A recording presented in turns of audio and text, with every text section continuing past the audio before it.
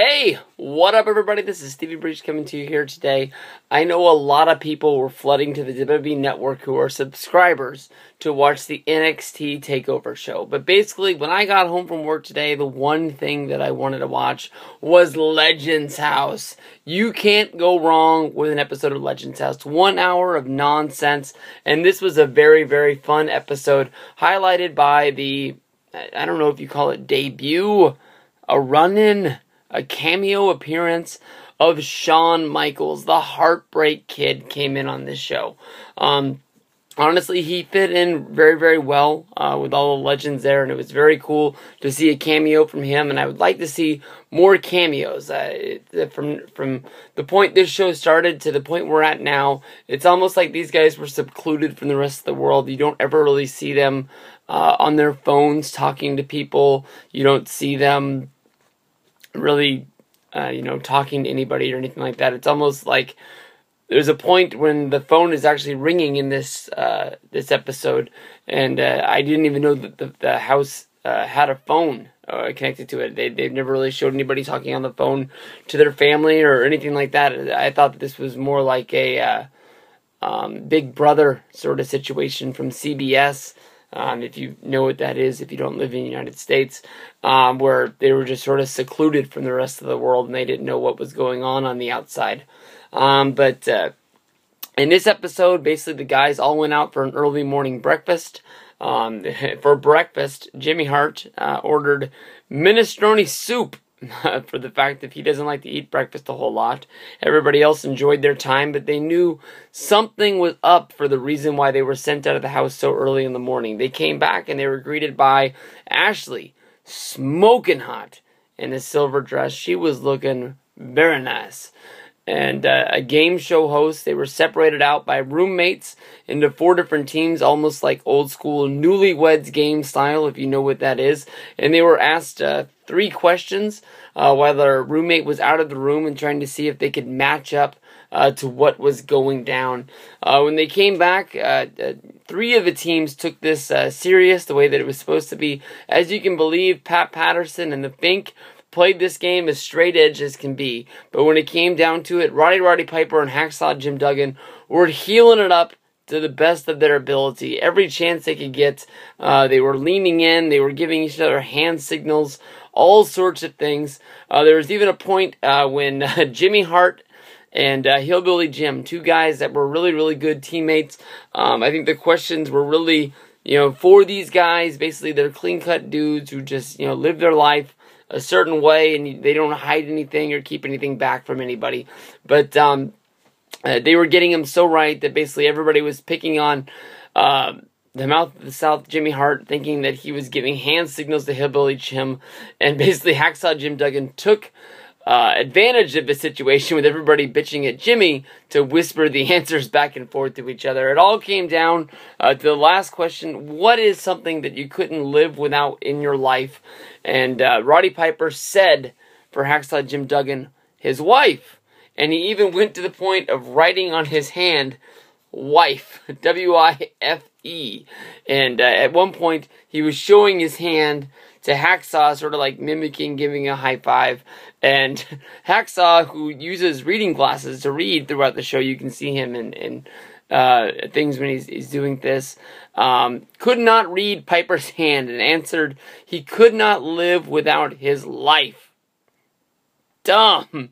Roddy Piper, once the game was over, and Jimmy Hart and Hillbilly Jim were crowned the winners, stood up and admitted to everyone that he is a heel, he cheated the whole time, and the only reason why his team didn't win is because Hacksaw Jim Duggan could not read his hand, which everybody had a good laugh at. The winning team won tennis lessons, which was almost like a win for the rest of the the whole staff of people.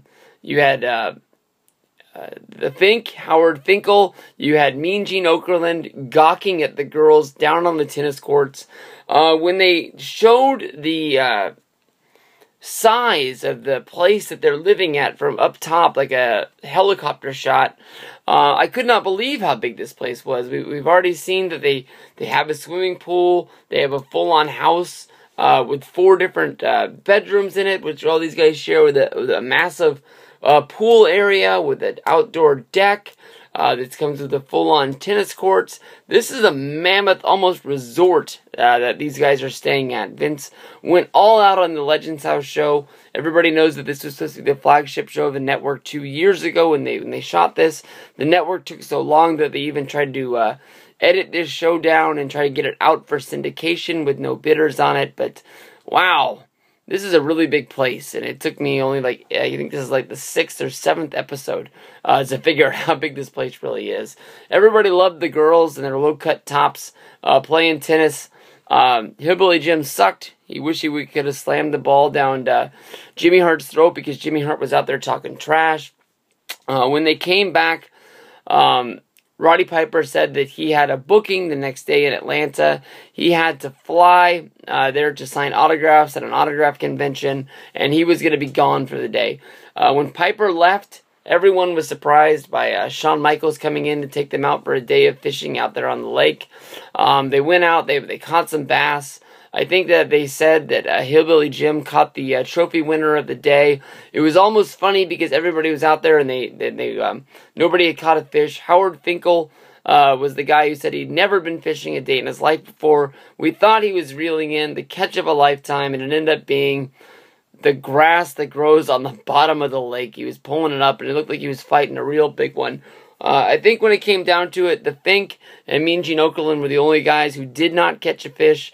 But Shawn Michaels was telling everybody, at the end of the day, a day out in the wilderness with your buddies fishing, even if you don't catch any fish, the best thing about the day is the time that you spent with your buddies out there on the lake and just being able to enjoy the day and live your life. Roddy Piper really missed out. Shawn came back to the house, and everyone, he cooked up the fish that they had caught. Hillbilly Jim was the guy doing the grilling. Mean Gene Okerlund, from his time living in Minnesota, he was the guy who actually filleted out the fish. He did a pretty good job. He did take a little bit of too much time doing it. When I do it at work, basically you just toss the fish down. I cut in next to the neck collar, sort of tilt my knife, and you just one slick shot all the way from the top to the bottom. You just ride down the spine all the way to the end. Pretty easy to flay out any kind of fish. Salmon, trout, halibut, they all pretty much work about the same way.